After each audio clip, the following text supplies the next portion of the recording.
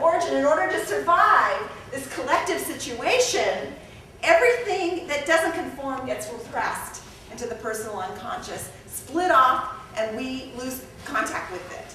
We have no relationship with it. And I said this earlier, not only the icky, dark feelings and the terrible feelings, but all the things that make us, that are wonderful and unique about us too, because those aren't too, the family of origin isn't too excited about those either, because they disrupt the status quo.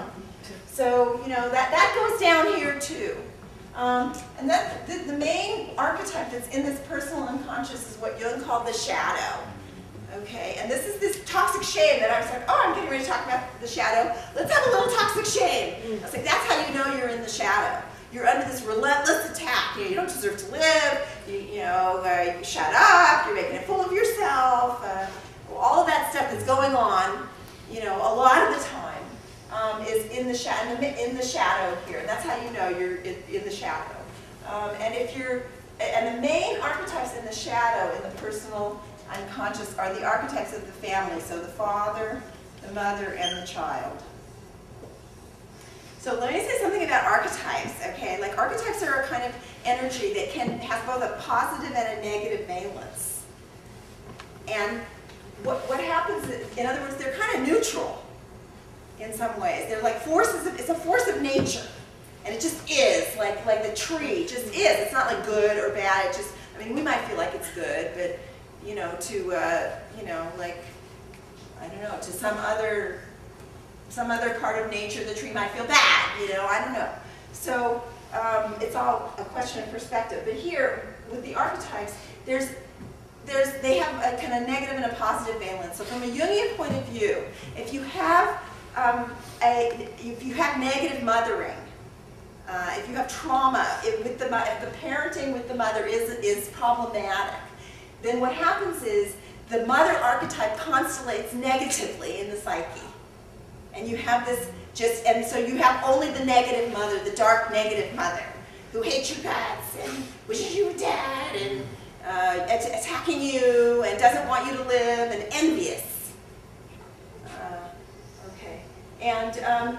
But what happens is if you, and then you have this child, and they're in this kind of terrible situation here where there's this terrible trauma and the mother's attacking and the baby's freaking out and the baby's dying over and over, being killed over and over and over again, and that's being projected out into situations. That's what you were describing, right? That gets projected out over and over again. So every time I feel like I'm going to die or something terrible is about to happen, or this person hates me, I'm sitting here talking and like someone's yawning, it's like, oh, you're my mother, I'm boring you, I'm not entertaining you, oh my God, I'm about to die, because you're gonna leave, and I won't get fed, and I'm gonna starve to death, and it can happen very quickly, and it's just automatic, because I'm like, the baby in my psyche is dependent, and so we're gonna be projecting that all the time.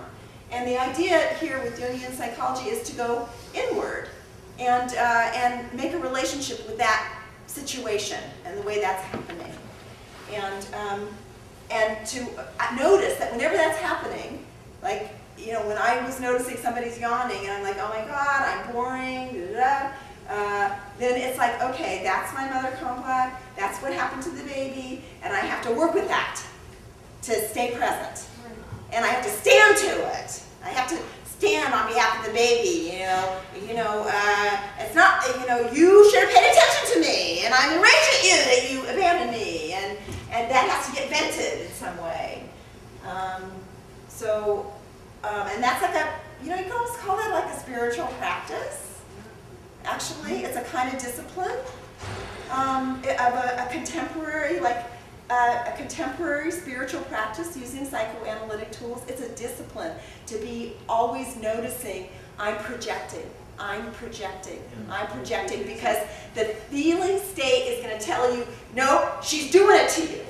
It's an awareness practice. Yeah, it's an awareness practice. That's right, because the story is going to be, no, this other is going to want to extrovert it and make it about the other person, because I want to make it about the other person because if I have to go inward and feel how it's really actually going on inside of me, and that this actually happened to me when I was vulnerable and helpless. I'm telling you, with this cancer, it's like I can't see anymore, you know, to drive. I'm like so dependent in this, and I look, you know, dykes do not like being dependent. Nobody does. Okay? It's utterly humiliating to my baby. You know, I've noticed this is incredible. I have to wait for people to come to me, and if they don't come right at the moment that I need them, it's like that baby is, she's right there, hating that person. Why are you here when I need you? And she, you know, this, and then at the body level, this death is happening. It's very intense, the things that we do not to feel this. Very intense. And so that this dependent baby, you know, to feel that level of dependence and allow it and tolerate it is just this incredible practice. You know, but it's like apparently Psyche was making sure I couldn't come in here and act like I know it all and like I'm not dependent on people, you know. So, but anyways, so in the therapy, okay, and then in the therapy, there is this idea of personifying then these places as kids, you know, personifying the dependent, humiliated baby, and with the neglecting mommy, and then letting that getting to know what that baby feels like every time she shows up, and making a relationship with her, and beginning to attend to her. So you know, our Jung calls this like opus contra naturam. It's a work against nature. Like our nature is to like, you know, I just want to feel better really soon. I don't want to know about this. But what the practices in Jungian psychology is to develop a friendly attitude towards these intolerable feeling states, and to develop an attitude of curiosity and love, one can say, towards these intolerable feeling states. So that when they come, instead of turning your back on them, you move toward. You move toward the horror and the hell. And in that practice, what happens is that it actually energetically starts to open up the space of where there was only a negative mother, and there starts to be a good, like there actually starts to be the archetypal good mother who was there all along but who never got constellated in the psyche. She can begin to get constellated. And I'm, you know, this is a miracle of the psyche. It's a miracle of the psyche that this is possible. It's terribly hard work. It takes a lot of dedication, but it's, you know, it's incredible and miraculous when it happens. So the work therapeutically is to, you know, assist the client to be always, you know, recollecting that projection and personifying it and making a relationship with that, with that kid who's traumatized, with that trauma kid. Now, so what happens is then, so now I'm going to go to your question about the masculine and the feminine. Okay, so down here is the collective unconscious, right? Jung has this idea about the collective unconscious. Okay, and that's like we all have this. We all have this. Okay, so while we're in the grip of the family constellation, our only relationship to the masculine is whatever happened to the father, and our only relationship to the feminine is whatever happened to the mother, and it's all in this heteronormative, heterocentric paradigm. So the feminine and the masculine are bound up in heterosexuality and heterocentrism. And I'm not saying there's anything wrong with heterosexuality, but if you're a lesbian, it's like a problem having to be bound up. But I'd say even for heterosexuals, it's really limiting. It's limiting. So what happens is we could say that the masculine and the feminine, you have like the father and the son and the brother and the lover. And in the feminine, you have the mother and the daughter and the sister and the lover. And I want to suggest that the only images we see of women that validated women's relationships is mother-daughter. You know, that's what we see, that's what we know, that's what's honored, is mother-daughter. But there is more. There is this sister. Yeah, there is this sister. We're just somebody in relation to somebody else in all those categories. Then are we not just who we are ever? Alone? A singular person, a singular being? You're either the daughter, the mother, the sister, the lover. Do you have to be opposed to something else to be categorized?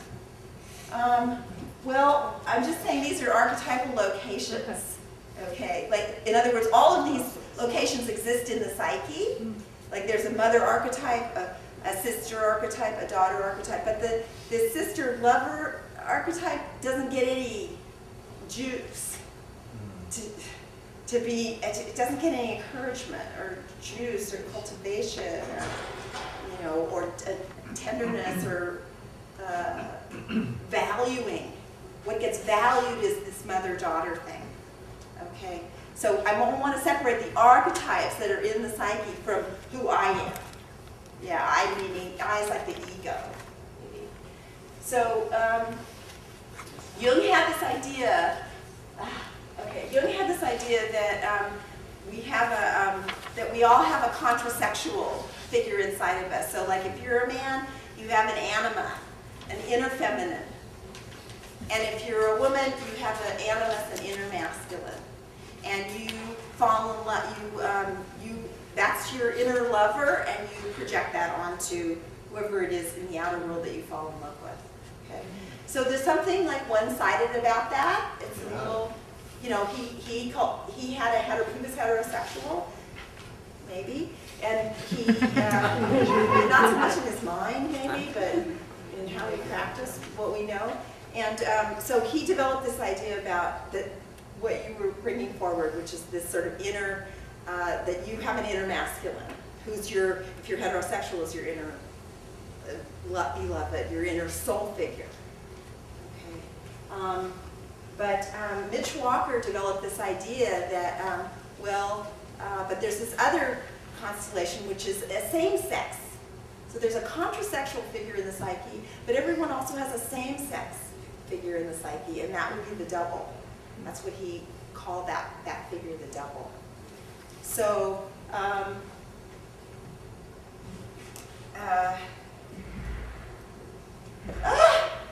it's so hard for me to talk about. Now we're getting to the hot stuff, okay? So it's really like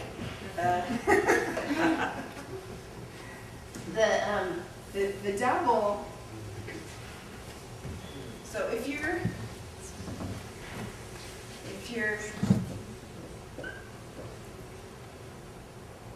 let's see if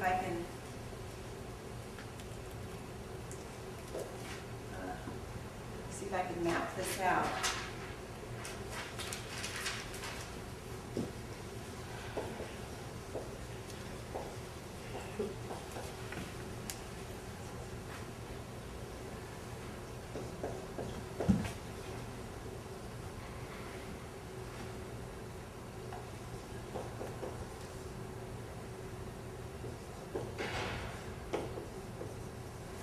Okay, so this idea here, if you're heterosexual, the contrasexual figure in your psyche is your inner lover, is your beloved, and the double, the same-sex figure in your psyche is your ally, is the source of your creative life, the source of your creative life. And if you're gay, it's the other way around. The contrasexual figure is your ally. And we could say like that contrasexual figure, like in the lesbian psyche, like the masculine, my contrasexual, he's the one who says like, go get her, she's hot. He's an ally to lesbian eros. He's an ally to lesbian eros, and he says, she's hot, go for it. And then the double, the same-sex figure is, she's my inner lover. She's the inner beloved, the inner soul figure, the sister of the heart, friend of the heart. And